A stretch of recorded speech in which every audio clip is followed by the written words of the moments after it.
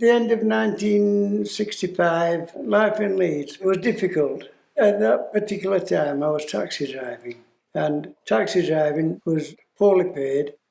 The people in the flat above us, they were going to go emigrate to Australia. And my wife, she was all for going to Canada. So we made inquiries and arranged to go see a film show in City House of what life was in Canada.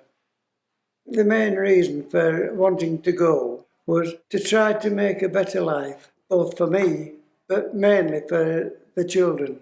I thought, well, there's nothing much here in Leeds for them.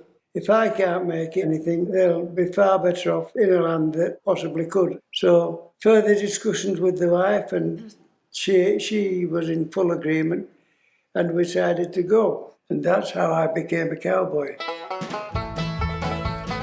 Cowboys in general involved seeing to some of the cows, of which I had no idea what to do with a cow. I'd never ever been around them. I'd done land work, doing the ploughing, etc., but never among cows, and that I was literally frightened to death of. You have to go around, check on the cows that are calving, that haven't calved, and check on the calves that have been born. Knowing very little about this, I had to naturally learn, and I did this through the rancher himself. I'd never ridden a horse while I got to that ranch. I was taught how to saddle one, then how to get on it and ride it, and I was terrified. It seemed so high up, and nothing to hold me on apart from just hold on to the reins but I learned, and I think one of the first rides, I was on the horse's back for about 4 hours, and on getting off, my knees just gave way. No way could I stand. I just literally dropped to the floor. Throughout the time working on the ranch, the boys grew up and they were taught quite a lot. The oldest boy, he sort of like took to the range and riding the cows and sorting things out like a duck to water. He got to the stage where he could ride around the cows, he could pick out which calf belonged to which cow, and how he ever did it, I have no idea. The second eldest one, he did quite a lot of riding also, and whilst maybe not quite as good as the eldest lad, he was able to pick a lot of things out.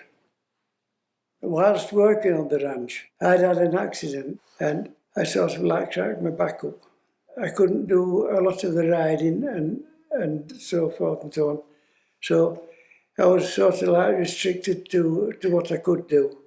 And things were getting strained. The wife and I, we drifted apart. We sort of like called it a day in 1980. And by calling it a day, I said, well, that's it. I'll go back home. I didn't want to leave them. That decision I made to take the boys out there for a better life, I think, well, I did do the right thing. It's just unfortunate now, health being as it is, I cannot even go back to see the boys now. I don't think any of them will bother coming over here, and that's the life that they choose. My life itself now, well, it is coming to an end.